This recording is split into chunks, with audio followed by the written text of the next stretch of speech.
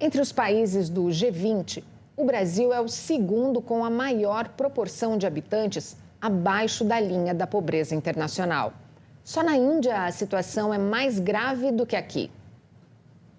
Lá na Índia, são 12% da população.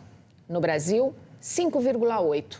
E só para a gente comparar, nos Estados Unidos, o índice é de 0,2% de habitantes na pobreza extrema. E na França, 0,1%. Lia, a gente um dia vai conseguir chegar nesses índices dos países desenvolvidos? É um grande desafio para nós, países em desenvolvimento, Maria, porque há elementos históricos e culturais com que agrave a nossa situação de extrema pobreza e pobreza, enquanto um elemento cultural e social, mas também há elementos do próprio desenvolvimento econômico desse país, comparado aos desenvolvidos, né, que de fato impacta ao oferir renda para a população em situação de extrema pobreza. Esses fatores acabam aumentando, como já trouxe na entrevista, né? Os indicadores como IDH ou índice de Gini, que são indicadores que medem essa disparidade do desenvolvimento humano numa proporção de pobreza multidimensional, como a entrevistada trouxe. Então, não é apenas renda, é também todo um sistema ao redor dessas pessoas que tem baixa qualidade e, portanto, isso acaba afetando o processo de produção e de torná-la também uma pessoa capaz de obter mais recursos e prosperidade. Porque tem estudos que já comprovam, né, que a falta de saneamento, por exemplo, impacta no desenvolvimento intelectual das crianças. Totalmente. Ela não só afeta o intelecto, mas também as crianças que estão mais afetadas em situações de baixo saneamento, elas estão também mais propícias a viver menos, porque elas podem se infectar mais, viver uma condição de muita precariedade. Então, tudo isso faz com que elas realmente tenham uma condição muito ruim de sobrevivência em um ambiente bem hostil, na verdade. Vamos ver aqui no quadro, Lia, a evolução desses índices da pobreza e da extrema pobreza aqui na linha de baixo. Olha, esse gráfico, ele está trazendo aqui para nós duas questões importantes, né? É importante separar o que é a extrema pobreza, entender, né, isso, e o que é a pobreza. A extrema pobreza são pessoas que estão vivendo, no indicador que a gente usa, com menos de $1 por dia. Agora, né, segundo a reportagem, é como se elas vivessem aqui com R$209 por mês, isso daria aí uns R$6 por dia. Já as pessoas em situação de pobreza, que estão com R$667 por mês, elas vivem com R$22 por dia. Parece que não, mas essa discrepância muda tudo, né?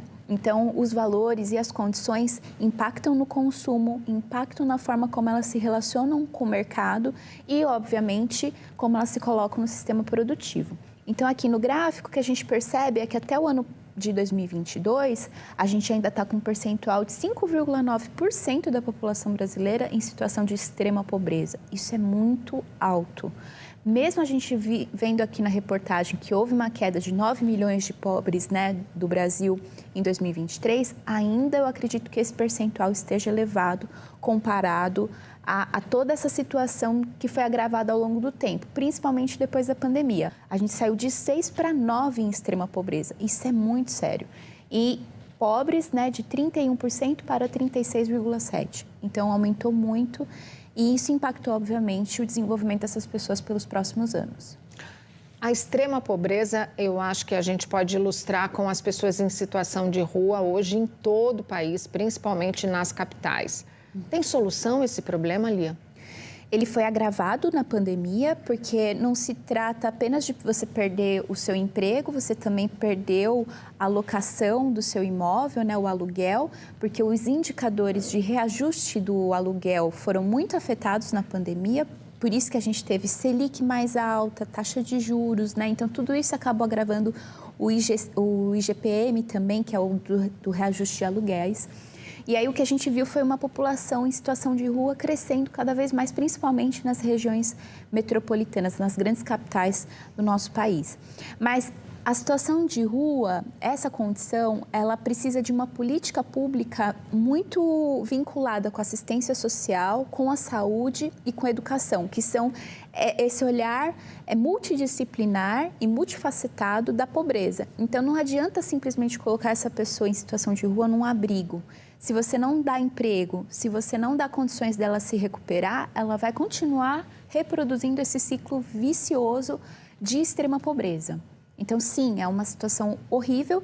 A gente antes via pessoas, muito mais homens do que mulheres, mas depois da pandemia a gente viu crianças, a gente viu famílias inteiras sendo despejadas, estando nessa condição de extrema pobreza e em situação de rua. Alguma coisa precisa ser feita, né? Sim, e por isso que as políticas públicas de Estado são tão importantes, né? Obviamente que o mercado tem um papel também, porque quanto mais renda as pessoas têm, mais consumo elas podem gerar, então isso é importante. E aqui, em se tratando de extrema pobreza e pobreza, isso tem relação direta com a renda. Mas o Estado, no processo de distribuição de renda para dirimir essa desigualdade social, ele está fazendo, no fundo, uma reparação histórica e social para essa população. Porque é isso, se você não tem condições de se estruturar, como que você vai sair desse processo vicioso, né? O Estado precisa intervir com muita qualidade. E por isso que essa política tem que ser muito bem estruturada, olhando para várias vertentes.